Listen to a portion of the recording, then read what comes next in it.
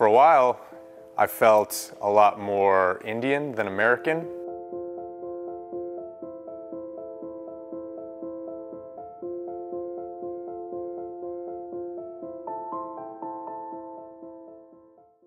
I'm Surya Srinarayana, 32 years old. I'm the Director of Operations for an aerospace company out in Chandler.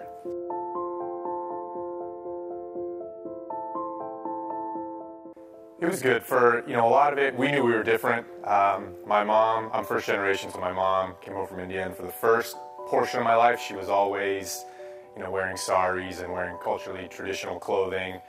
And so for a while, I felt a lot more Indian than American. Those things change over time as my mom went into the workforce and gradually became more of an American herself.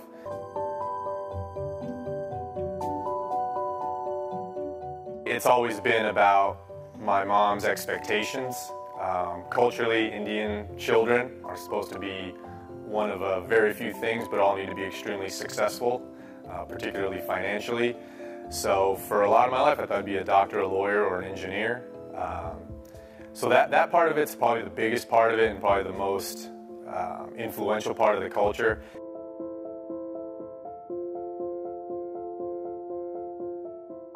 I culturally identify as an American kid. I don't see myself as Indian American in the way that I need to actively pursue doing things that are, I guess, culturally related to being Indian. I'm not opposed to it. It doesn't make me uncomfortable. It's just not how I grew up. In fact, I didn't have many or any Indian friends. I think I ended up having one in high school. But other than that, all of my friends were not Indian, and I was not around people who were kind of driving that. And like I said, when my mom kind of changed her lifestyle, it kind of went away for me. But then ultimately, I guess it came full circle because I ended up marrying an Indian girl, having a traditional Indian wedding, and that was good. I was happy with that. I didn't feel out of place. It didn't feel uncomfortable for me.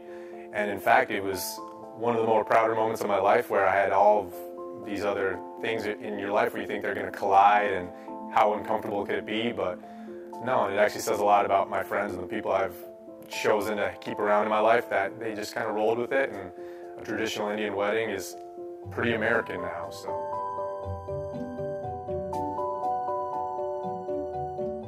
a couple different instances in my life. I think the most generic ones are the Indian kid. Like I remember one time showing up to play basketball and everyone asking if I was there for tennis practice. So there's funny, silly kind of stuff like that to the other end of the spectrum, which in the post 9/11 world is the go-to insult is, are you a terrorist? You're a terrorist, those kinds of things. But it's never been prevalent in my life. I've never felt unsafe. I've never felt so different that it made me question things about myself. I always chalked it up to, ignorant people saying ignorant things. But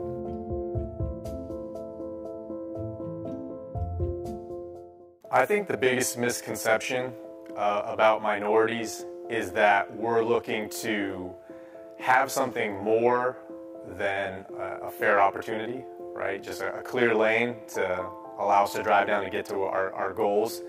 And I think, and there's a lot of noise coming from, unfortunately, the most powerful places in the world around what truly being American means and what fairness and equitable treatment means. I think that's the biggest misconception. It's one of the biggest problems around. It's easy to obviously still see injustices and to feel like we haven't accomplished anything, but I think we've accomplished a great deal. So being a minority in 2018 is all about taking a step back and relatively speaking, over the last 100 years, if you think about where we are today to where we were even 15, 20 years ago, it's wildly different in a positive way, and it's going to continue to get better. I think there was an overcorrection in America, particularly after President Obama, that some of those things, some of the ugliness came back, but I don't think that's as widespread across the states as they like to portray it on TV.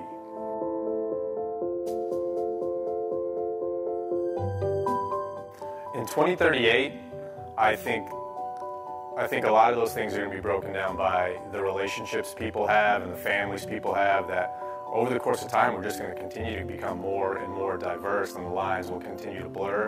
And I think it's going to make that road to having fair, equitable treatment and giving people the opportunity a lot better, right? Just by the population itself transforming, some of those dangerous older ideas dying off.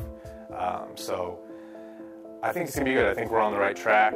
I think the biggest obstacle to probably where we want to be in 2038 is having people pick camps, predetermine which camp they want to stand in just because they want to stand in it, and fighting the other camp just for the sake of doing it, rather than just having open, honest conversations about what the real issues are and, kind of meeting halfway down that aisle.